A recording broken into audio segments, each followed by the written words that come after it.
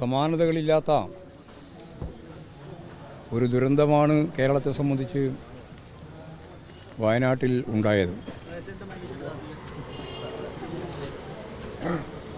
അത്തരത്തിലുള്ള ഒരു ദുരന്തം അഭിമുഖീകരിക്കുന്ന നാടിന്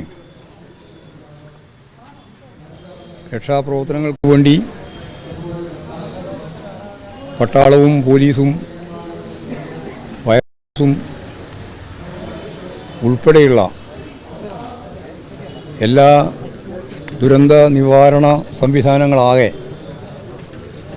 ഫലപ്രദമായിട്ട് ഇപ്പോഴും അവിടെ പ്രവർത്തിച്ചുകൊണ്ടിരിക്കുകയാണ്.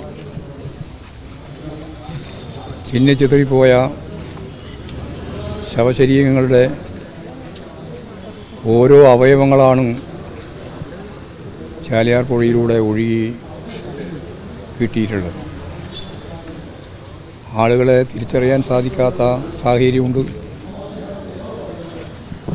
ശവശരീരം വെള്ളച്ചാട്ടത്തിലൂടെ താഴെ പതിക്കുമ്പോൾ ചിതറിപ്പോകുന്ന സംഭവം ഇവിടെ ഉണ്ടായിട്ടുണ്ട്.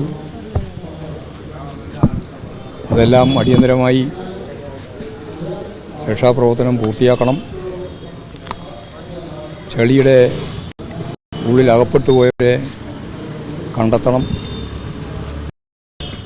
തുടർന്നങ്ങോട്ട് നൂറുകണക്കിന് കുടുംബങ്ങളുടെ പുനരധിവാസം വളരെ പ്രധാനപ്പെട്ട ഒരു കാര്യമാണ്.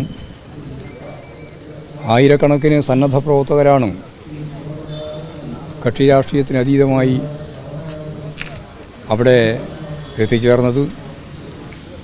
മേപ്പാടി മുതൽ അങ്ങോട്ട് ഈ ജനങ്ങളാകെ ഒരുമയോടെ ഒരു മനസ്സോടെ രക്ഷാപ്രവർത്തനങ്ങളിലും മറ്റ് അത്യാവശ്യം അവരനുഭവിക്കുന്ന പ്രശ്നങ്ങൾക്ക് പരിഹാരം കാണാൻ ക്യാമ്പുകളിലും ആശുപത്രിയിലും എല്ലാമായിട്ട് ഒരേ മനസ്സോടുകൂടി പ്രവർത്തിച്ചു വരുന്ന ഒരു സ്ഥിതിയാണ് നമ്മുടെ മുമ്പിൽ ഇപ്പോൾ.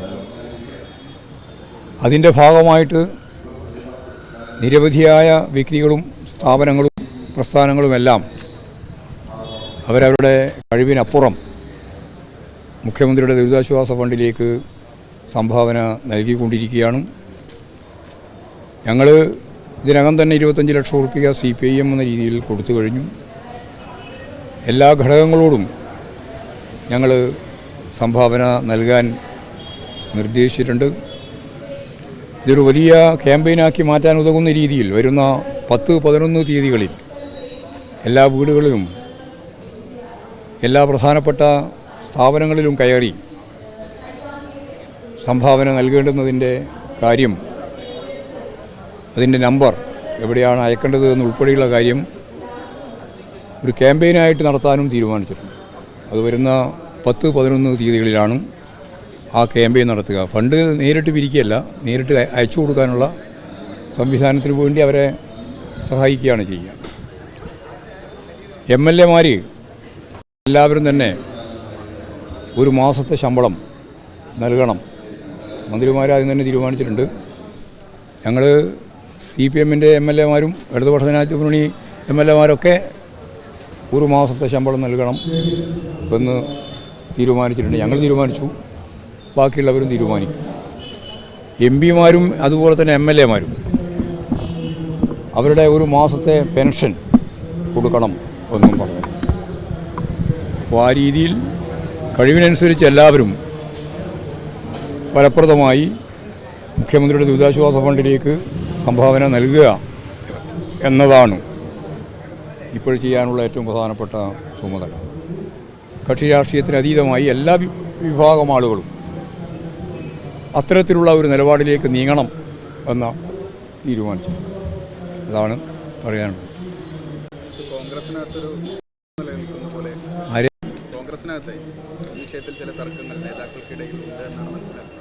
അറിയില്ല, അത് അവരാണ് വ്യക്തമാക്കേണ്ടത്. അതായത് ഇതുപോലുള്ള ഒരു സംഘർഷാത്മകമായ സാഹചര്യം ജനങ്ങളാകെ ദുരിതപൂർണമായ അവർക്കിനി സാധാരണ ജീവിതത്തിലേക്ക് തിരിച്ചു വരുന്നതിന് ഒരുപാട് സമയം കൗൺസിലിംഗ് ഉൾപ്പെടെയുള്ള നിരവധി കാര്യങ്ങൾ വേണ്ടി വരും. അപ്പോൾ അവരെ സഹായിക്കാൻ ഉതകുന്ന രീതിയിലുള്ള നിലപാട് സ്വീകരിക്കണം. ഫണ്ട് കൊടുക്കേണ്ടതില്ല എന്നൊക്കെ പറഞ്ഞു എന്നാണ് പറയുന്നത്. അത് മുഖ്യമന്ത്രി പറഞ്ഞത് അത് പറയാൻ സാധ്യതയില്ല. വേറെ ഏതോ ഒരു ചോദ്യത്തിൻ്റെ മറുപടി എന്ന രീതിയിൽ പറഞ്ഞതുപോലെയായിരിക്കും എന്നാണ്. ഞാനത് കണ്ടിട്ടില്ല. എന്താ പറഞ്ഞതെന്ന് പറഞ്ഞു നിങ്ങൾ കേട്ടിട്ടുണ്ടോ? രമേശ് ചെന്നിത്തല നേരത്തെ തന്നെ പ്രഖ്യാപിച്ചല്ലോ 1 മാസത്തെ ശമ്പളം ഞാൻ കൊടുക്കുന്നു. രമേശ് ചെന്നിത്തല പ്രഖ്യാപിച്ചിട്ടുണ്ട്, അതുപോലെ ഞങ്ങളെല്ലാം പ്രഖ്യാപിച്ചിരിക്കുകയാണ്.